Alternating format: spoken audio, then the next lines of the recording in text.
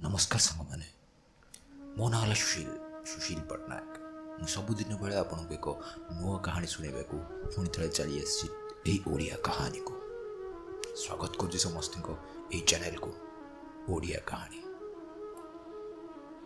एक लोक ता जीवन में सबु जिनिस को भल पाई था। यही एक लोक जी एक छोट गाँव मुखिया थिले। सी निज भल पाइबा निज लोकों सहित पाखे रखि एक कुकुर को मध्य देइथिले। सी कुकुर को बहुत भल पाउथिले। दिने मुखिया निज गाँव अलग गाँव को बुलवा को बाहरी थिले आ सांगरे नेकी जाइथिले कुकुरटी को। अलग गाँव को जीवाक हेले नई पारी हेबाकू पड़िबो और डंगारे जीवाकू पड़िबो। तो सी कुकुरटी को धरी डंगारे बसी पड़थिले। डंगारे कुकुर सहित अधिक लोक भी था। से गाँव लोक अन्य गाँव को जीवाकू लगी था। किंतु मझिरे कुकुरटी नई पारी हेबा समय बहुत एपट सेपट है। ता पाखुटी पड़ो था या पाखुटी पड़ो थे। मुखिया यह देखि भारी खुशी हो जाते। भाविले कुकुरटी केते बढ़िया भाव में समस्त सह खेलुची। किंतु किछि समय पर नाई मुखिया को भल लगी नथिला। कारण से कुकुर पाइका समस्ते विरक्त हो सारी।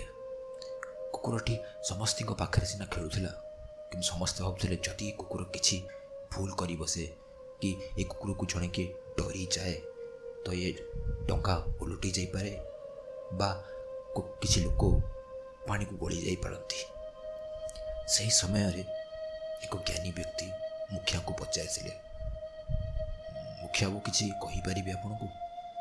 मुखिया कहते हाँ कहतु कही ना आपणकर ये कुकुरटी समस्त को बहुत हैरान कर लगी।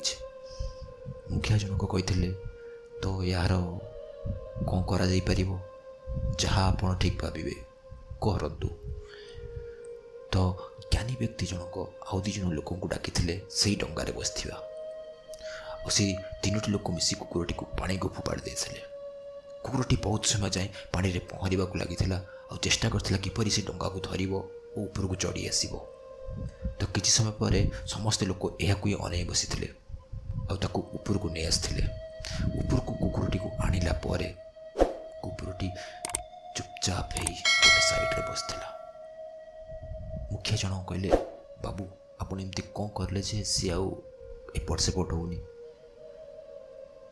ज्ञानी व्यक्ति जनक कहते मुखिया बाबू जदि असुविधा निज ऊपर न आसे तो अन्यर असुविधा क्या जना पड़े। तो कुकुरटी जानी पारिला कि समस्त असुविधाटा कौन जदि से एपट सेपट बहुत थर हुए डंगाटी उलटी जापे।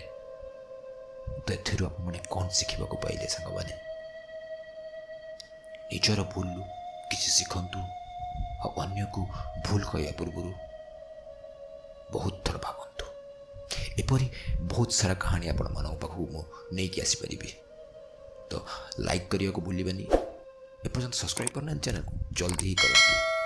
समस्त को मोर भल पाया समान।